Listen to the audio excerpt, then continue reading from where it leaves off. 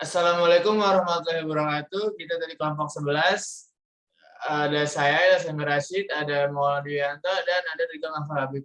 Di sini kita akan mempresentasikan tentang kurban dan akikah. Yaudah langsung aja tentang kurban yang akan dibacakan oleh Maulana Duyanto. Untuk Maulana Duyanto dipersilakan. Hikmah kurban. Yang pertama, mengenang ketaatan Nabi Ibrahim. Hikmah dan berkurban yang pertama adalah untuk mengenang ketaatan Nabi Ibrahim. Dengan melaksanakan ibadah kurban ini, kita bisa mengenang sekaligus mengingat bagaimana luar biasanya ketaatan yang dimiliki Nabi Ibrahim dan Nabi Ismail terhadap perintah Allah Subhanahu wa taala.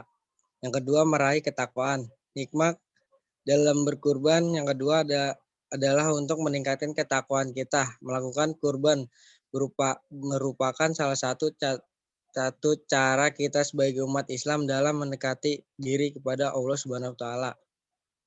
Yang ketiga, sebagai syiar Islam. Hikmah dalam berkurban yang ketiga yaitu sebagai usaha kita dalam melakukan syiar Islam.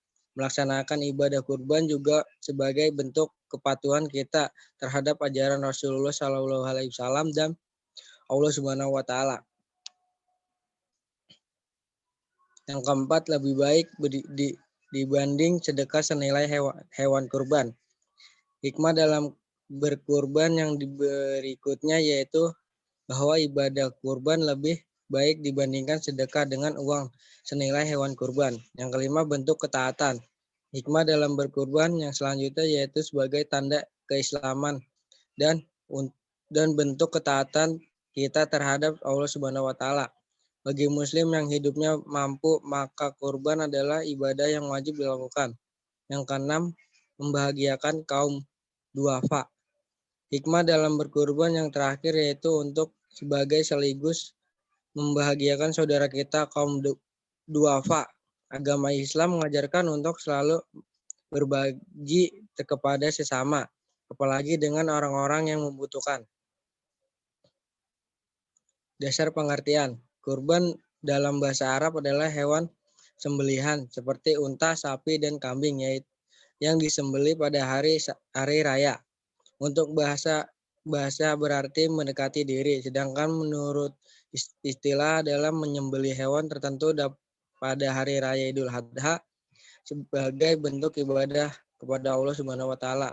Dalam hadis riwayat Ibnu Majah, Rasulullah menjelaskan dasar hukum kurban adalah di setiap bulu hewan yang disembelih terdapat kebaikan.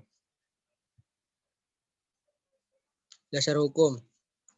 Hukum ibadah kurban bagi umat Islam adalah wajib bagi yang mampu menurut pendapat mayoritas ulama. Hukum ibadah kurban adalah sunnah kafiyah. Hukum ibadah kurban sunnah kafiyah adalah bila ada salah satu anggota keluarga yang berkurban, maka gugurlah tuntutan berkurban bagi anggota yang lain. Menunaikan hukum ibadah kurban ini hanya dilaksanakan setiap tanggal 10, 11, 12, dan 13 bulan Zulhijjah. Hukum ibadah kurban ditegaskan oleh Allah Subhanahu wa taala dalam Al-Qur'an surat Al-Kautsar ayat 1-2 bunyinya, sungguh kami telah memberimu telaga Kautsar. Maka laksanakan sholat karena Tuhanmu dan berkurbanlah atau sebagai ibadah dan mendekatkan diri kepada Allah Subhanahu wa taala. Tata cara kurban. Yang pertama, menggunakan pisau yang tajam.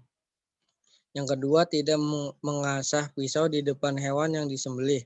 Yang ketiga, menghadap hewan ke kiblat. Keempat, membaringkan hewan kurban di atas lambung sisi kiri. Yang kelima, menginjakkan kaki pada bagian leher hewan. Yang keenam, membaca bismillah sebelum menyembelih. Yang ketujuh, membaca takbir. Yang kedelapan, menyebut nama orang yang akan menjadi tujuan hewan kurban. Yang kesembilan, menyembelih dengan cepat. 10, memastikan 2 urat leher telah terpotong. Dan selanjutnya tentang akikah yang akan dibacakan oleh Ridwan Afal Habib. Untuk Rizal Nafal Habib dipersilakan. Hikmah akikah. 1. Menghidupkan sunnah Nabi Rasulullah Shallallahu Alaihi Wasallam dalam meneladani Nabiullah Ibrahim alaihi salam tatkala Allah Subhanahu wa taala menebus putra Ibrahim yang tercinta Ismail alaihi salam. Yang kedua, dalam akikah ini mengandung unsur perlindungan dari syaitan yang dapat mengganggu anak yang terlahir. Yang ketiga, akikah merupakan tebusan hutang anak untuk memberikan syafaat bagi kedua orang tuanya kelak pada hari perhitungan. Keempat, merupakan bentuk takarub, pendekatan diri kepada Allah Subhanahu wa taala sekaligus sebagai wujud rasa syukur atas karunia yang dianugerahkan Allah Subhanahu wa taala dengan lahirnya sang anak. Yang kelima, akikah sebagai sarana menampakkan rasa gembira dalam melaksanakan Islam dan bertambahnya keturunan mukmin yang akan memperbanyak umat Rasulullah Shallallahu Alaihi Wasallam pada hari kiamat. Dasar pengertian. Pengertian akikah secara bahasa adalah rambut kepala bayi yang tumbuh sejak lahirnya. Yang kedua, sedangkan menurut istilah akikah berarti menyembelih hewan ternak berkenaan dengan kelahiran anak sesuai dengan ketentuan syara sebagai bukti rasa syukur kepada Allah Subhanahu wa taala. Yang ketiga, akikah merupakan perwujudan dari rasa syukur akan kehadiran seorang anak yang sangat didambakan oleh setiap keluarga. Dasar hukum. Yang pertama, pelaksanaan akikah adalah ajaran Rasulullah Shallallahu Alaihi Wasallam. Dilihat dari sisi hukumnya, akikah dibedakan menjadi dua, yaitu berhukum sunnah dan wajib. Dua, secara sunnah. Hukum akikah adalah sunnah muakkad atau sunnah yang harus diutamakan. Artinya apabila seorang muslim mampu melaksanakannya karena mempunyai harta yang cukup, maka ia dianjurkan untuk melakukan akikah bagi anaknya saat anak tersebut masih bayi. Sementara bagi orang yang kurang atau tidak mampu, pelaksanaan akikah dapat ditiadakan. Yang ketiga, secara wajib menurut hadis riwayat Ahmad yang berbunyi, anak-anak itu tertahan dengan akikahnya, disembelih hewan untuknya pada hari ke-7, dicukur kepalanya dan diberi nama. Hadis riwayat Ahmad, akikah wajib dilakukan.